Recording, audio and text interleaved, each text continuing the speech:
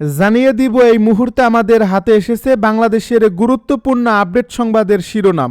শুরুতেই থাকছে একটি গুরুত্বপূর্ণ প্রতিবেদন। হাদি হত্যার আসল মাস্টারমাইন্ডের মুখোশ উন্মোচন, ফেঁসে যাচ্ছে তারেক রহমান ও মির্জা আব্বাস। এ নিয়ে থাকবে বিস্তারিত প্রতিবেদন, তাই সম্পূর্ণ ভিডিও জুড়ে আমাদের সাথেই থাকুন। এবারে জানিয়ে দিব, আমি এই এনসিপির অংশ হচ্ছি না বলছে সাবেক উপদেষ্টা মাহফুজ। আরও থাকছে পদত্যাগকারীদের বিষয়ে যা বললেন নাহিদ ইসলাম। সব শেষে জানিয়ে দিব ছাত্রদলের নতুন কর্মসূচি ঘোষণা। এতক্ষণ শুনছিলেন হাতে থাকা আপডেট সংবাদের শিরোনাম, এবারে বিস্তারিত। তবে তার আগে অনুরোধ রইল ভিডিওটিতে একটি লাইক এবং কমেন্ট করে জানিয়ে দিন ভিডিও সম্পর্কে আপনার মূল্যবান মতামত। আরও জানিয়ে দিন ভিডিওটি কোথা থেকে দেখছেন বা কোন জেলা থেকে দেখছেন। হাদি হত্যার মাস্টারমাইন্ডের মুখোশ উন্মোচন, ফেঁসে যাচ্ছে তারেক রহমান ও মির্জা আব্বাস। ঢাকা ৮ আসনের সম্ভাব্য প্রার্থী ও ইনকিলাব মঞ্চের মুখপাত্র শরীফ ওসমান হাদি হত্যাকাণ্ডকে ঘিরে নতুন করে তৈরি হয়েছে ব্যাপক বিভ্রান্তি। হত্যাকাণ্ডের সঙ্গে জড়িতদের গ্রেপ্তার নিয়ে বাংলাদেশ ও ভারতের বক্তব্যে সম্পূর্ণ বিপরীত চিত্র উঠে আসায় জনমনে প্রশ্ন বাড়ছে। একই সঙ্গে তদন্ত উঠে আসা বিপুল অঙ্কের আর্থিক লেনদেন এই হত্যাকাণ্ডকে আরও আলোচিত করে তুলেছে। সম্প্রতি বাংলাদেশের পক্ষ থেকে এক সংবাদ সম্মেলনে জানানো হয়, হাদি হত্যার ঘটনায় জড়িত 2 সহযোগীকে ভারতে আটক করা হয়েছে। ঢাকা মহানগর পুলিশের কমিশনার জানান, তদন্তে প্রাপ্ত তথ্য, বিভিন্ন গোয়েন্দা সংস্থার প্রতিবেদন এবং গ্রেপ্তার ব্যক্তিদের জবানবন্দি বিশ্লেষণ করে এ তথ্য নিশ্চিত হওয়া গেছে। তবে এই দাবির কয়েক ঘন্টার মধ্যেই ভারতের পক্ষ থেকে সম্পূর্ণ ভিন্ন বক্তব্য সামনে আসে। ভারতীয় প্রভাবশালী সংবাদ মাধ্যম হিন্দুস্তান টাইমস মেঘালয় পুলিশের বরাত দিয়ে জানায়, হাদি হত্যাকাণ্ডে জড়িত কাউকে ভারতে গ্রেপ্তার করা হয়নি। মেঘালয় পুলিশ আরও জানায়, অভিযুক্ত ফয়সাল সীমান্ত পেরিয়ে ভারতে প্রবেশ করছে, এমন কোনো প্রমাণ তাদের কাছে নেই। এছাড়া ভারতীয় সীমান্তরক্ষী বাহিনী বিএসএফ জানায়, তারা এ ধরনের কোনো ঘটনার বিষয়ে অবগত নয় এবং সীমান্তে কোনো সন্দেহজনক অনুপ্রবেশের তথ্য তাদের কাছে নেই। ডিএমপি কমিশনের বক্তব্য অনুযায়ী, হত্যাকাণ্ডের পর ফয়সাল ও আলমগীর ঘটনাস্থল থেকে সিএনজি যোগে ঢাকা শহরের আমিনবাজার এলাকায় যান। তারপর তারা মানিকগঞ্জের কালামপুরে পৌঁছান। সেখান থেকে আগে থেকেই নির্ধারিত একটি প্রাইভেট কারে তারা ময়মনসিংহের হালুয়াঘাটের উদ্দেশ্যে রওনা হন। বাংলাদেশ পুলিশের দাবি অনুযায়ী হালুয়াঘাটে পৌঁছানোর আগেই ফিলিপ ও সঞ্জয় নামের 2 ব্যক্তি তাদের গ্রহণের জন্য অপেক্ষা করছিলেন। পরে ফিলিপ তাদের সীমান্ত পার করে ভারতের মেঘালয় রাজ্যে পৌঁছে দেন।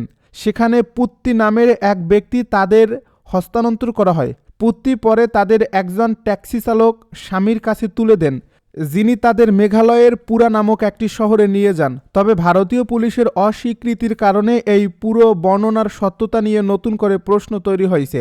গ্রেপ্তার নিয়ে এই বিপরীত দাবির ফলে জনমনে তৈরি হয়েছে বিভ্রান্তি। হাদি হত্যাকাণ্ডের বিচার ও আসামিদের গ্রেপ্তারের দাবিতে ইতিমধ্যেই দেশের বিভিন্ন স্থানে বিক্ষোভ ও অবরোধ কর্মসূচি পালিত হয়েছে। এমন পরিস্থিতিতে গ্রেপ্তারের ঘোষণা জনমনে আশ্বাস দিতে দেওয়া হয়েছিল কিনা সে প্রশ্ন উঠছে। যদি হাদি হত্যাকাণ্ডের তদন্তে সবচেয়ে আলোচিত বিষয় হয়ে উঠেছে অভিযুক্ত শুটার ফয়সাল করিম মাসুদের আর্থিক লেনদেন। পুলিশের অপরাধ তদন্ত বিভাগ ফয়সাল ও তার স্ত্রীর নামে মোট 53টি ব্যাংক অ্যাকাউন্ট শনাক্ত করা হয়েছে। গত কয়েক বছরে এসব অ্যাকাউন্টে মোট লেনদেন হয়েছে প্রায় 127 কোটি টাকা। একজন পলাতক আসামি ও শুটারের নামে এত বিপুল পরিমাণ অর্থ লেনদেন গোয়েন্দা সংস্থাগুলোকেও বিস্মিত করছে। সিআইডি তদন্তে উঠে এসেছে, হাদিকে হত্যার আগে ফয়সালের অ্যাকাউন্টে 2টি বড় অঙ্কের লেনদেন হয়। 18 সেপ্টেম্বর 2025 হত্যার ঠিক 3 মাস আগে রাজধানীর রূপনগরের একটি ব্যাংক শাখায় ফয়সালের একটি অ্যাকাউন্টে জমা হয় 1,76,00,000 টাকা।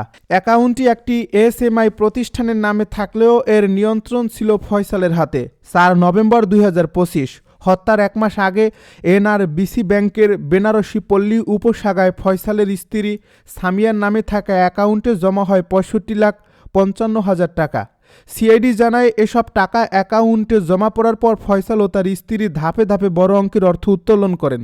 মোট প্রায় 1,76,00,000 টাকা নগদে তুলে নেওয়া হয়। ব্যাংকে অপেক্ষাকৃত কম অর্থ রেখে দেওয়া হয়। তদন্তকারীদের ধারণা, এই নগদ অর্থই হত্যাকাণ্ডের ব্যয় ও পালিয়ে যাওয়ার প্রস্তুতির জন্য ব্যবহার করা হয়েছে। হাদি হত্যাকাণ্ডে গ্রেপ্তার নিয়ে বিভ্রান্তি, সীমান্ত পার হওয়ার দাবি এবং বিপুল অঙ্কের অর্থের উৎস, সব কিছু মিলিয়ে এই মামলাটি নতুন মোড় নিয়েছে। আইনশৃঙ্খলা রক্ষাকারী বাহিনী জানিয়েছে, ব্যাংক লেনদেন, সংশ্লিষ্ট ব্যক্তিদের ভূমিকা এবং আন্তর্জাতিক যোগাযোগের বিষয়গুলো গুরুত্বের সঙ্গে খতিয়ে দেখা হচ্ছে। শরীফ ওসমান হাদী হত্যাকাণ্ডের তদন্ত শেষ না হওয়া পর্যন্ত এই ঘটনাকে ঘিরে থাকা প্রশ্ন ও কৌতূহল আরও বাড়বে বলেই মনে করছেন সংশ্লিষ্টরা। আমি এই এনসিপির অংশ হচ্ছি না, সাবেক উপদেষ্টা মাহফুজের মন্তব্য। জামায়াতে ইসলামীর সঙ্গে জাতীয় নাগরিক পার্টির জোটের ঘোষণার পরপরই এবার নিজের অবস্থান পরিষ্কার করলেন অন্তর্বর্তী সরকারের সাবেক উপদেষ্টা মাহফুজ আলম। তিনি এই এনসিপির অংশ হচ্ছেন না বলে ঘোষণা করেছেন। একই সঙ্গে নিশ্চিত করেছেন, জামাত এনসিপির জোট থেকে তাকে ঢাকার একটি আসনে প্রার্থী হওয়ার প্রস্তাব দেওয়া হয়েছিল, যা তিনি ফিরিয়ে দিয়েছেন। রোববার রাতে নিজের ভেরিফাইড ফেসবুক আইডিতে এক পোস্টে তিনি এসব কথা বলেন। ফেসবুকের পোস্টে মাহফুজ আলম লিখেন, বিদ্যমান বাস্তবতায় আমার জুলাই সহযোদ্ধাদের প্রতি সম্মান, স্নেহ এবং বন্ধুত্ব মুছে যাবে না, কিন্তু আমি এনসিপির অংশ হচ্ছি না। আমাকে জামাত এনসিপির জোট থেকে প্রস্তাব দেওয়া হয়নি, এটা সত্য নয়, কিন্তু ঢাকার কোনো একটা আসনে জামাত এনসিপি জোটের প্রার্থী হওয়ার চাইতে আমার লং স্ট্যান্ডিং পজিশন ধরে রাখা অধিক গুরুত্বপূর্ণ। জুলাই অভ্যুত্থানের সহযোদ্ধাদের সঙ্গে নিজের সম্পর্কের কথা উল্লেখ করে তিনি বলেন, নাগরিক কমিটি ও এনসিপি জুলাইয়ের সম্মুখ সারির নেতৃত্বে সংগঠিত হয়েছিল। গত 1.5 বছর আমি চাহিবা মাত্র তাদেরকে পরামর্শ, নির্দেশনা এবং পলিসিগত জায়গায় সহযোগিতা করেছি। এনসিপিকে একটা বিগ জুলাই আমব্রেলা আকারে স্বতন্ত্র উপায়ে দাঁড় করানোর জন্য আমি সকল চেষ্টাই করেছি, কিন্তু অনেক কারণে সেটা সম্ভব হয়নি। বর্তমান সময়কে ইতিহাসের শীতল যুদ্ধ উল্লেখ করে সাবেক এই উপদেষ্টা বলেন, এ পর্বে কোনো পক্ষ না গিয়ে নিজেদের বক্তব্য ও নীতিতে অটল থাকা স্থির। বিকল্প তরুণ বা জুলাই শক্তির সম্ভাবনা এখনও শেষ হয়ে যায়নি, বরং আমি গত 1.5 বছরে যা বলেছি, যে নীতিতে বিশ্বাস রেখেছি তা অব্যাহত রাখব। পদত্যাগকারীদের বিষয়ে যা বললেন নাহিদ।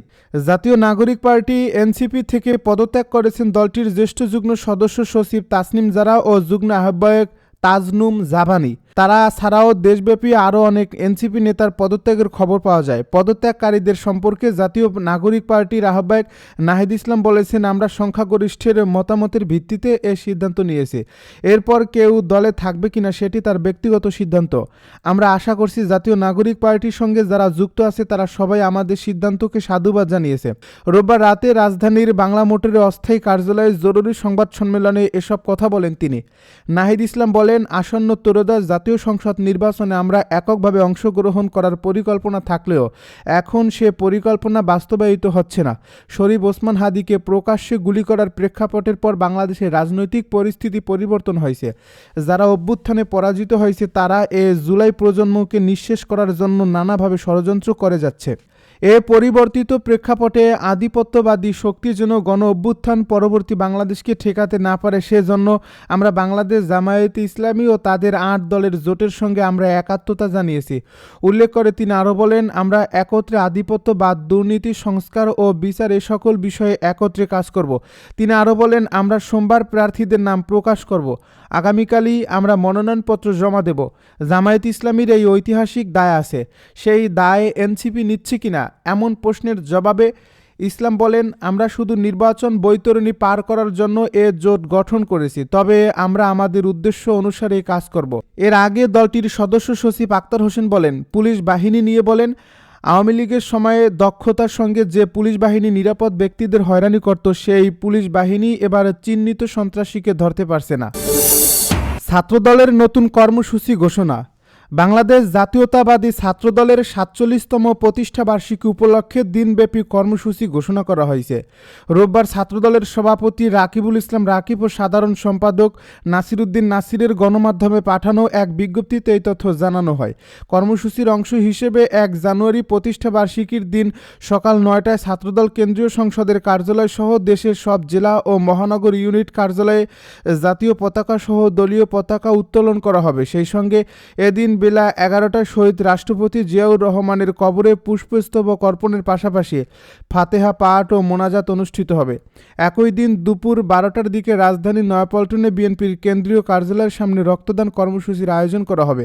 পরবর্তীতে দুপুর 2টার দিকে রাজধানীর কৃষিবিদ ইনস্টিটিউশন বাংলাদেশে প্রতিষ্ঠা বার্ষিকী উপলক্ষে আলোচনা সভা অনুষ্ঠিত হবে। এছাড়া প্রতিষ্ঠা বার্ষিকীকে ঘিরে আগামী 1 জানুয়ারি সারা দেশের সব বিশ্ববিদ্যালয়, জেলা ও মহানগর সহ সব শিক্ষা প্রতিষ্ঠান প্রতিষ্ঠানে প্রতিষ্ঠা বার্ষিকীর বর্ণাঢ্য র্যালি অনুষ্ঠিত হবে। সেই সঙ্গে সারা দেশে ছাত্রদলের সব শহীদদের কবর জিয়ারতের পাশাপাশি গুম, খুন ও পঙ্গুত্বের শিকার নেতাকর্মীদের পরিবারের সঙ্গে সাক্ষাৎ করবেন সংশ্লিষ্ট এলাকার নেতাকর্মী।